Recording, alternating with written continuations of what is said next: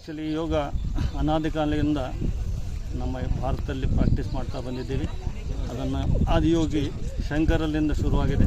ಅದರ ಪರಂಪರೆಯನ್ನು ನಮ್ಮ ಋಷಿಗಳು, ಗುರುಗಳು, ಮುನಿಗಳು ಇದನ್ನು ನಡೆಸ್ಕೊಂಡು ಬಂದಿದ್ದಾರೆ. ಅದರ ಭಾಗವಾಗಿ ಅಂತಾರಾಷ್ಟ್ರೀಯ ಮಟ್ಟದಲ್ಲಿ ನಮ್ಮ ನರೇಂದ್ರ ಮೋದಿಗಳು ಇದನ್ನು 2014ರಲ್ಲಿ ವಿಶ್ವಸಂಸ್ಥೆಯಲ್ಲಿ ಮಂಡಿಸಿ ಇದನ್ನು ಅನುಮೋದನೆ ತಗೊಂಡು 2015ರಲ್ಲಿ ಮೊದಲನೇ ಯೋಗವನ್ನು ದೆಹಲಿಯ ರಾಜ್ಪಥಲ್ಲಿ ಮಾಡಲಾಯಿತು. ಸುಮಾರು 36,000 ಯೋಗಪಟುಗಳು ಆ ದಿನ ಭಾಗವಹಿಸಿದ್ದರು.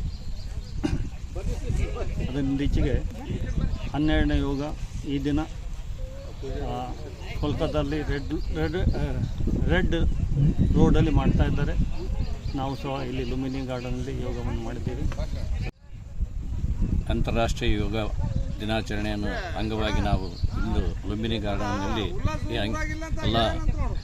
ಎಲ್ಲ ಯೋಗಪಟುಗಳನ್ನು ಸೇರಿ ಇಲ್ಲಿ ನಾವು ಯೋಗದ ಮಹತ್ವವನ್ನು ತಿಳಿದು ನಾವು ಯೋಗ ಮಾಡುವುದರಿಂದ ಮಾನಸಿಕ, ದೈಹಿಕ ಮತ್ತು ಎಲ್ಲ ರೀತಿಯಿಂದ ನೆಮ್ಮದಿ ಸಿಗುವಂಥ ಒಂದು ಯೋಗ ಅಂದರೆ ಕೂಡಿ ಎಲ್ಲ ಶರೀರದ ಅಂಗಾಂಗಗಳಲ್ಲಿ ದಷ್ಟಪುಷ್ಟವಾಗಿ ಬೆಳೆದು ಅವರು ಆರೋಗ್ಯವಾಗಿರಲಿಕ್ಕೆ ಇದು ಯೋಗ ಬಹಳ ಉತ್ತಮವಾದಂಥ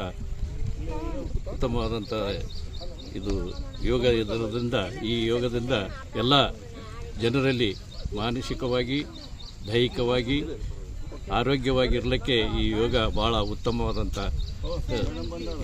ಇದಾಗಿದೆ. ಅದಕ್ಕಾಗಿ ಎಲ್ಲರೂ ಈ ಯೋಗದಲ್ಲಿ ಹೆಚ್ಚಿನ ಸಂಖ್ಯೆಯಲ್ಲಿ ಭಾಗವಹಿಸಿ ಯೋಗವನ್ನು ಪ್ರತಿದಿನ ಎಲ್ಲರೂ ಮಾಡಿದರೆ ತಮ್ಮ ಆಯುಷ್ಯ ಕೂಡ ಹೆಚ್ಚಾಗುತ್ತೆ ಅಂತ ನಾನು ಇಷ್ಟು ಹೇಳಿ